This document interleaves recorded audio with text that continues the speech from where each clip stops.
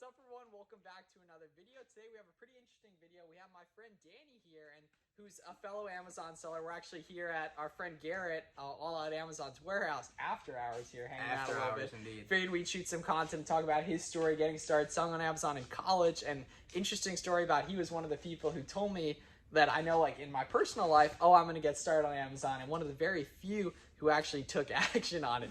Garrett's moving around a little bit in the background, but yeah, just doing some prep center things. But let's get into your story a little bit. You want to introduce yourself, tell everybody what you got going on, what you started out selling on Amazon, what you're up to right now. Yeah, so my name is Daniel. I'm 21 years old. I'm from New Jersey. I started out on Amazon. I saw Miles posted a story on his Instagram. This is fall 2019. This is fall 2019. And this was my personal Instagram? No, it was Flips for so Miles. You did already follow it? Because I didn't follow it. Like, I saw it. You were... It was on the algorithm. Because I remember, like, us talking when I was reselling in high school a little bit about it, but, like, nothing like surface level. But I would always ask him for stuff to resell for him, but he would always do it himself, so it was a little ingrained, I guess, entrepreneurial tendencies in there. But basically, so you saw my story, because that was when I was doing books completely, so that's fall 2019 there. Yeah, so basically I was fixing phones and selling screen protectors on eBay, and I saw Miles' story. I think it may have been sales of like maybe like 10K in a month. It was nothing bad. It wasn't a lot of money, but I mean, to me at the time, it was a lot of money in sales. And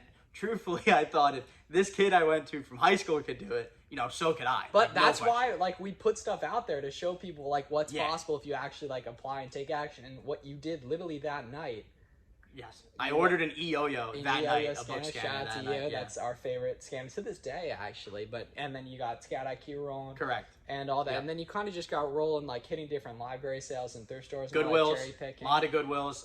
Posted on Facebook groups, the college groups. Yeah, because that was the thing.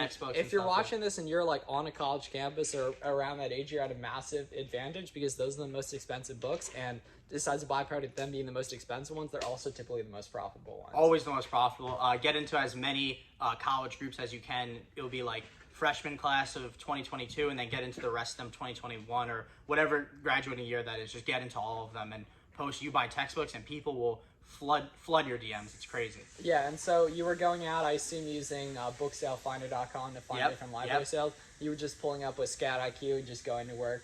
Yep, pretty much. Book Sale Finder, Garage Sale Finder. I think it's Garage Sale Finder. That's actually I'm pretty sure that's the name of the site as well. And so, what types of books mainly besides textbooks? Because there's obviously some that are a lot better than others. I mean, textbooks. Really, any ones that sell, I know. Well, that's another thing. Not to interrupt, but the data is clear with Scout IQ. Yeah, it's very clear. I mean, there are certain genres to stay away from, like certain mass-produced books. It was called mass market, like the small paperback books. Yeah, fiction books typically. The small ones were usually pretty bad. And those are the more popular ones, so I assume they're more well produced. So the just supply and demand, there's tons of supply, so the value goes down. But mainly focusing obviously on those high ticket textbooks, which you're at a massive advantage for if you're around the college age.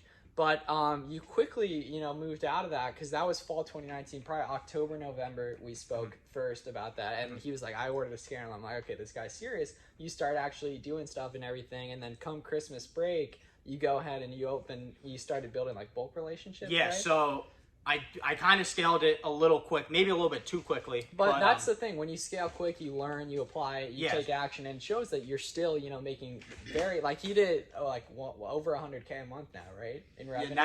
Yeah, which is amazing, not even 2 years later. But you want to talk a little bit about the scaling process and just how you went from going out and finding books to books then coming to you? Yeah, so basically, I mean, just with the scaling, I already knew if I wanted to find Gaylords, which are like books that you usually get for about 7 cents a pound. Like 800 it's like these huge pallets. I already knew, like, I mean, you got to call Goodwills or wherever you're going to be getting bulk books around you. So I would just be calling them. I found one connection through a Goodwill in Southern Jersey, and I basically called her and I said, hey, like, I want to test out a few. And then I rented a U-Haul. I remember that. Yeah, got a storage unit, paid people to sort through them for me.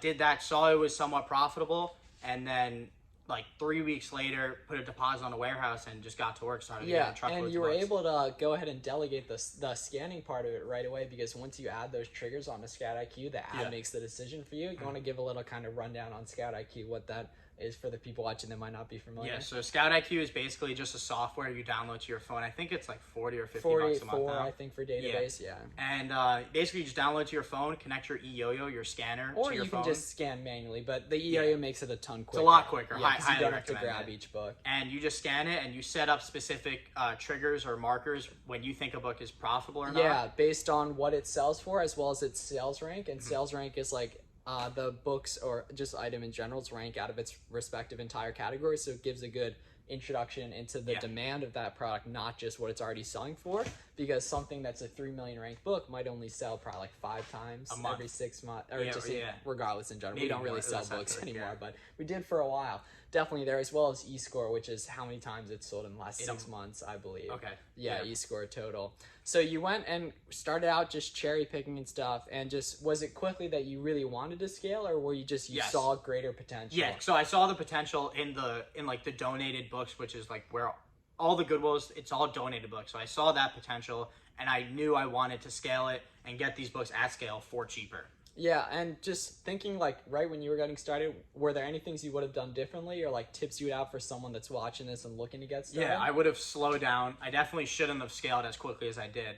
But if you are getting into Amazon, I do think books are a great way to get into it, because you can fail quickly and you can fail small. So instead of failing on a $10,000 wholesale order where you send in the wrong labels, you might do a couple books where you label it incorrectly. Yeah, and just like, it's a real detriment that like, or a lot of people tell me they're gonna get started right, even on like Instagram and other social platforms as well, but most people don't go ahead and actually get started. What you do that I really like, even that it did clearly work out, even if it didn't, you would have validated the idea so much quicker than the person who, you know, saw my post 3 months ago and still hasn't gone ahead and get started. It was just taking action, and I'm sure that's helped you in other ways in life too. Just doing it, validating ideas, taking action, trying different things, and figuring out if Amazon's right for you. If it's not, that's completely fine, but you want to validate that idea as quick as possible.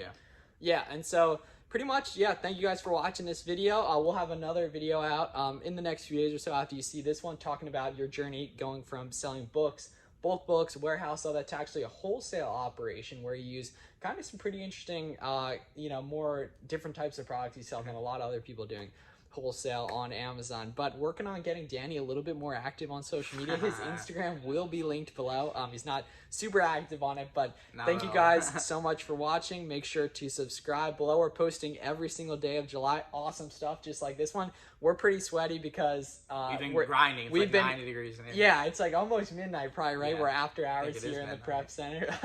Let's see what we got. Okay, 11:28. Yeah, but I just drove a Tesla for the first time ever, which was pretty cool. But yeah, thank you guys so much for watching. Make sure to subscribe below. Post notifications. Post notifications. That's what I'm talking about. But yeah, thank you guys so much for watching. See you in the next one. Just wanted to reiterate and thank you once again for all the support. I've been having a lot of fun making all these videos, and those of you who don't know, I actually like pretty much told myself and told some other people I would make YouTube videos like next month, pretty much like the past 2 years. It's good to finally get started into having fun doing it. Really appreciate all your support. Once again, we're posting every single day of July. Today's the 16th. So you got 15 days left, so 15 more. My math might be off there, but regardless, really appreciate all your support. I will see you in the next one. Make sure to subscribe below.